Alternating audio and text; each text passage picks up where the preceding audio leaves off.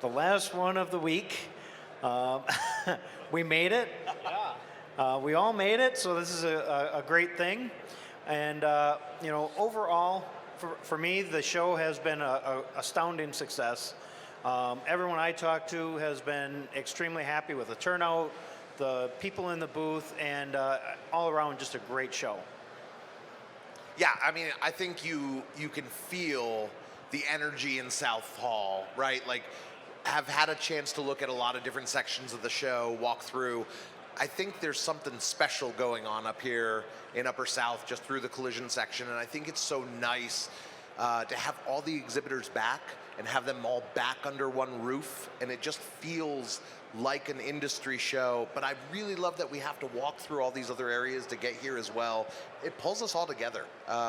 It's great. I tell you, for me, this was the best SEMA show I've been to since 2010.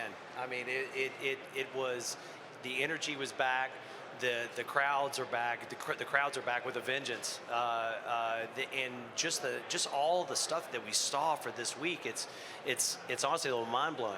Yeah, it's absolutely been a mind blowing week. I would have to agree with that. You know, I had the opportunity to walk through about 7:30 this morning and was talking to a number of the vendors and like, how was the show and how was the show? And it's like fantastic, right? It just it's like we're back. Yeah, it was really good.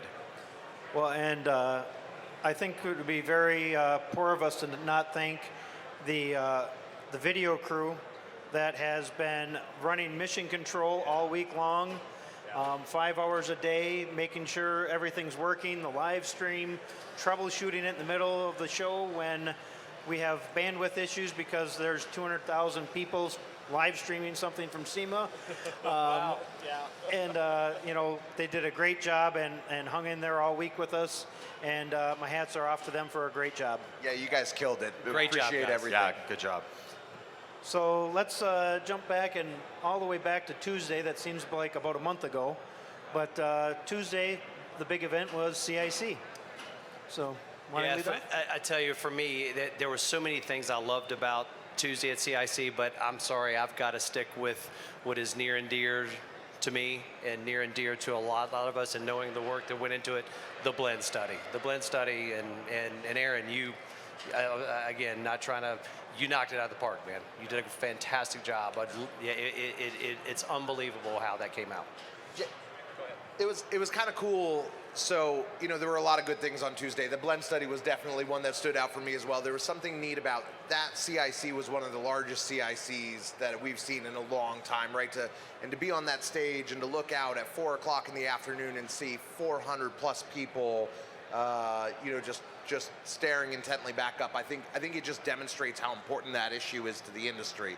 But that wasn't the only room that was packed full, right? So at noon, Frank Turlip, who's the new incoming CIC chairman, had a class up here in Upper South as part of the RDE series, and he had 90 plus people in his room, close to 100 people filling that room. So you had all these different events taking place for the industry, packed full of collision repairers and folks from the collision repair industry. And there's just something so heartwarming. Organizationally, all of our organizations put so much work into pulling this together between ICAR and SCRS and CIC and SEMA.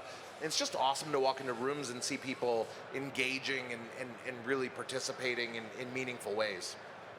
Yeah, I would second that, Aaron. It was absolutely a fantastic day. The room was packed for CIC. Great work from, the Talent Pool Education Committee, the Future Disruptions Committee. Just the content was just really rich and like you said, like almost record attendance, and then have all of that going on up in the RDE halls. It was a fantastic day.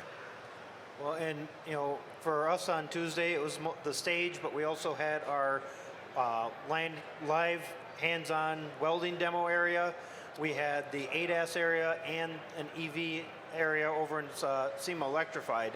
So we brought a rather large contingent of technical staff here this year, and everyone was, getting where they needed to be, helping out on the stage. It was a great team effort all around, and it's all started on Tuesday for us. Yeah, it was a good start to the show for sure. How about so moving on to Wednesday, right? Show kicks off.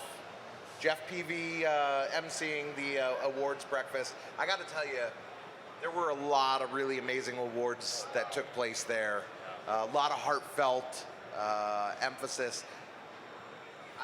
I think one of my favorites was watching the surprise on Danny Grittenberg's face when we presented the March Taylor Award. I just, that award means a lot to so many of us from March's background and what he gave and all those things, and just the ability to kind of pass that on, pass that torch to new people who we know are going to do such a good job of carrying that forward and recognizing others, I think is such a standout part of the show. No, it was phenomenal to see Danny, and nobody's more deserving. That nobody has the Keanu Ole like he does. So when you see him get that, but and again, Aaron said it's very dear to us. But honestly, I got to say, it does pain me a little bit about it. But I'm so proud of Michael Bradshaw, Executive of the Year. That he won that. It was so good to witness that and see him there. I'm so proud of him. Yeah, that was really exciting. And another one for me was seeing, one of my mentors in the industry get the Russ Verona Award, and that was Bill Evelyn, right? And so to see him here and one of the original members of SCRS, that was really exciting too. Well, and when the awards breakfast was going on, I was here. So I'm You looking. spent a lot of time in here, Scott. What have you done anything else here? No, not really. They pretty much didn't let me sleep. So You heard 36 episodes. and so I'm actually looking forward to all the social media posts, because there's so much going on this week. You can't even begin to see it all. And I think tonight that's what I'm going to start doing, is start looking at some of the stuff I missed.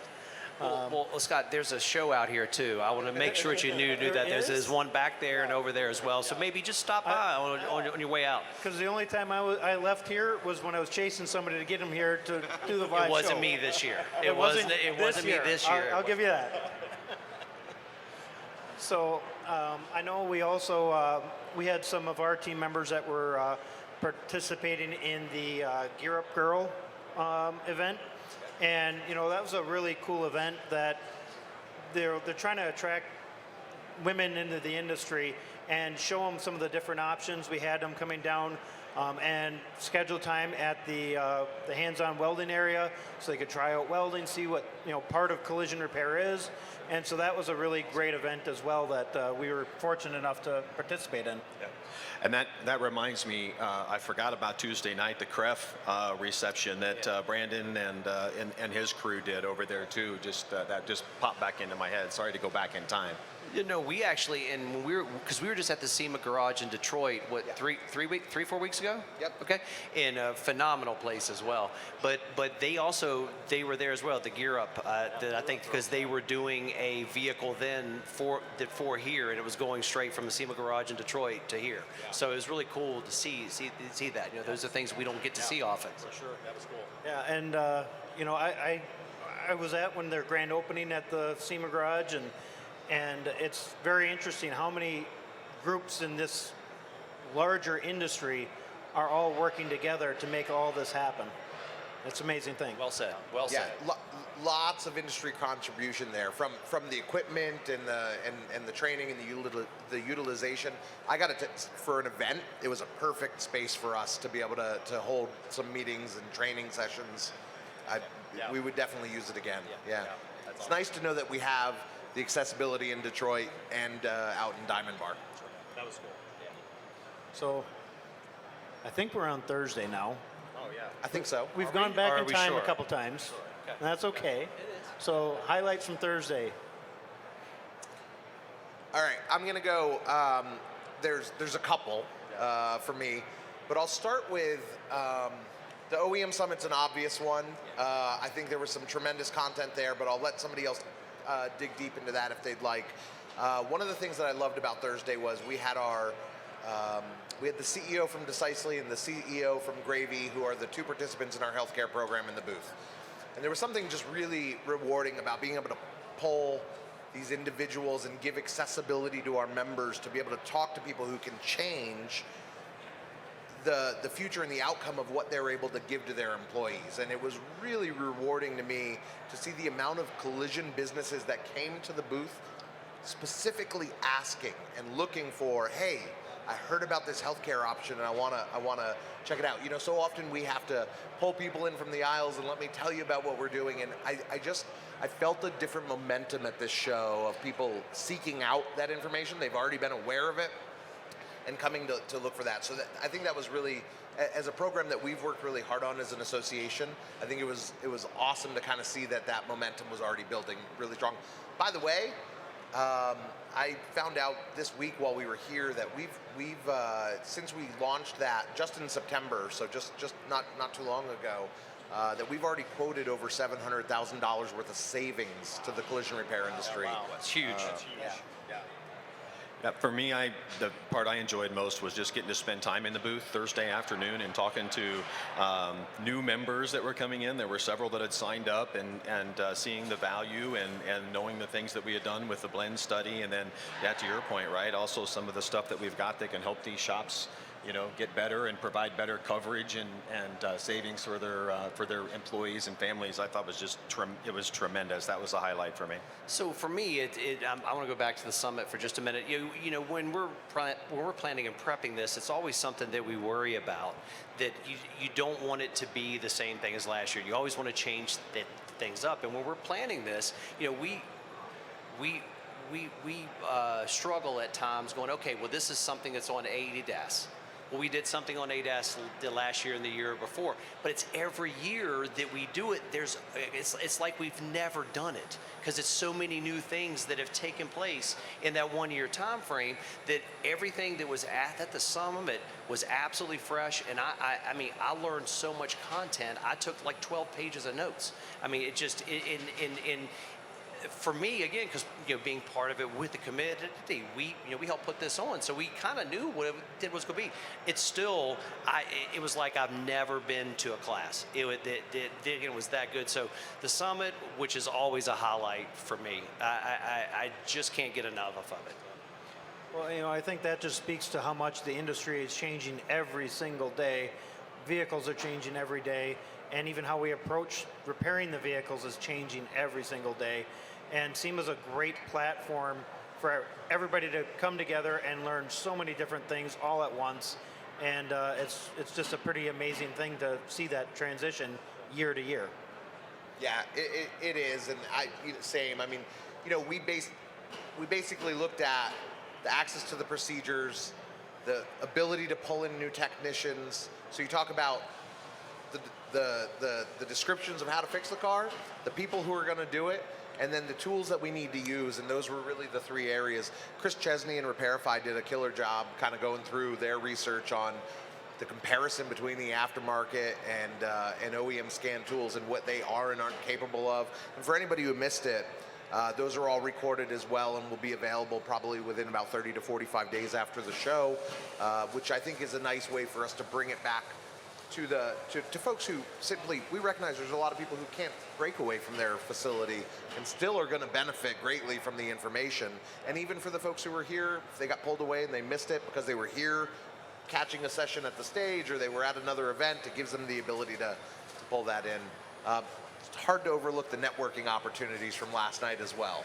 Well, hold on. Before we go to that, sorry. I had one more thing because that may highlight this. But also for me was this is my first year that being a new product judge, and I know that iCar had some stuff out there, and I think you guys had a runner-up in a spot. Is that correct? Yep. So we had the let's see. I had notes to make sure I get it right. They were runner-up for the new product showcase for our ADAS training that we've come out with, a hands-on 2 and 3 day ADAS training. And then we also got one for SEMA Global Media Award for our EV training, which is a 5-day hands-on training we're doing out of our new Chicago Tech Center. So it was really great to get recognition of that training course because a lot of time and energy went into it. And it's not just iCar developing it. We're involving others in that and getting feedback, running pilot classes, talking to the OEMs and insurers and shops to make sure that we're getting what the industry needs. Scott, and may I say, you take copious notes. Well done, sir. But just seeing all of the new products that are out and available. I mean, when do you think, well, hey, I've seen all of it? No, I have not. And just to be candid, I can't wait to do that again the next year. That honestly. So no, that was a huge highlight for me, and I don't want to forget it. Now, back to last night's festivities. Aaron, why don't? Yeah, well, I think there's something special. Every exhibitor here, every attendee, all of us in the education realm, everybody works so hard all week to make this a successful show, to give people real value that they bring home. There's something nice about coming together under one tent and letting your hair down and having a little bit of fun and networking and meeting new faces and everything along those lines. And man, I really enjoy those times where we get to build the relationships, because I do think the people in this industry are what it's what we talked about it the other day. It's what makes it special, right? And last night, I think, is just a highlight of that.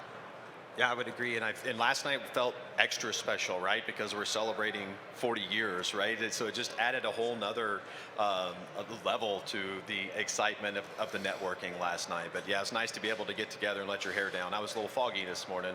Really? Yeah, just a little. Just saying. It's the Vegas water, I think. It's got to be. It's the or dryness. the lack of water. Lack of water is probably it.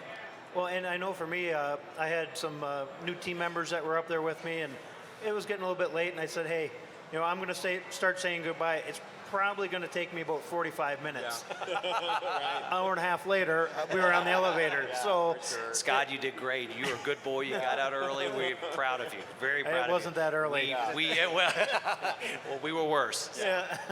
But that just speaks to that. I think that, so many of these people, and it wasn't just the people I knew. I was meeting new people on the way out the door, and you just keep building those relationships and meeting new people, and it just keeps going. Yeah, so there was actually one of my favorite moments from last night. When we say last night, it was the SCRS after party, right? But there was a shop, two gentlemen from a shop that I got to meet out of Florida, who came up and just introduced themselves and said, hey, never been to SEMA before, never been to the education before, never had a chance to do any of this, and our minds are blown. And we learned so much this week, and we met so many people this week, and we got so many new contacts this week. And I just want to shake your hand and say thank you for everything that SCRS and ICAR and all these groups are doing to give us this opportunity. There's something really cool about being able to meet first-time attendees and kind of see them embracing that whole experience and going out of their way to introduce themselves so that they can kind of build their own relationship. I think that's awesome. Yeah, for sure. So, okay, the after party that ended today. Today, yes. Yeah. I mean, what time is it at? Yeah. Today. That leads us to Friday, and everybody looks like they have gotten their full limit on knowledge and meeting people, and everyone's ready for the show kind of start winding down here. But what are some highlights from today that people would miss? Yeah, so I think there's two for me. One is we were able to do our booth drawing today. So Spinisi donated a Q5.2 welder and a portable polling tower, their new flash portable polling tower, and we got to award each to a different shop, and both are collision repair centers that are members, and it's a random drawing, but it's always nice to see that stuff go to people who are involved in supporting the industry and the associations, and so that was really rewarding and fun to do. The other is, this is probably across all 4 days, but we've got this amazing Lucid service fastener, the Buck, in our booth, and it's been neat for me to watch people's reactions and their curiosity around that. EV, you guys spend so much time working on developing EV training. We spend so much time developing, information and material to help make people aware. It maybe doesn't feel as new to us, but it's so neat to be able to take a stripped down version of the vehicle and give people a view into it that they would never otherwise normally see, and just watch the curiosity. It reminds me of how exciting this industry can be because of the new innovation that comes out. If you look at what those, and I'm using this word specifically, what those craftsmen did at Lucid to make that, because that's all hand built, 100%. The work that went into it and the amount of craftsmanship and 3D printing covers and then of course we had Jake out that he did the 3D the virtual look at the car. It's just I cannot thank those guys and gals enough. I mean it's phenomenal what they did. Yeah, I think it's fair to say, and Scott, I know you guys have some really cool vehicles in here as well. I think we're all fortunate that relationship that we have with these automakers who want the industry to see their products. They want them to understand how they're constructed. They want them to have a better understanding of what's behind what they're really working on. Yeah, we're grateful for that. I know you guys are as well. Yeah, and this is a show where when we have things like that, it's something that you cannot see really anywhere else. Yeah. There's so many different ones. We have the GMC Hummer up on a rack here where people can kind of look around, see some of the structure, some of the section locations were cut, so you can kind of see where that is. And it's a real opportunity to see it in front of your own eyes what that skeleton of that vehicle actually looks like. So when you do have one in your shop, you have a better idea of what you're going to get into. Yeah, I agree with that, right? It's another opportunity for education, right? The education opportunities are overabundant of what we have on here. Again, I don't know if anybody had any other. I had it's a trivial question, okay? It's a trivial question here, but I did want to ask, has anybody looked how much they're traveling a day or how much they're walking a day? I'm just curious. Anybody? Okay, go ahead. Wrapping up right with an average right around just under 20,000 steps. Yeah, so I think I didn't look. I looked at the steps, but I think it was for me. It was the most was 12 miles in one day, and I think it was 3 miles in the boot or in the suite last night. But up and down the stairs. Yeah. But no, I just was curious because it's on Monday with setup, I think we had 16 miles. okay. After that, Scott had one because he just paced in this area right here. Yeah, but you'd be amazed how many times you can walk back and forth there in a day. But yeah, and I have to thank all the presenters that came to the stage. There's so many different events. Everybody was on time. We kept the live stream going all 5 hours each day because everyone was showing up and working together to make it happen.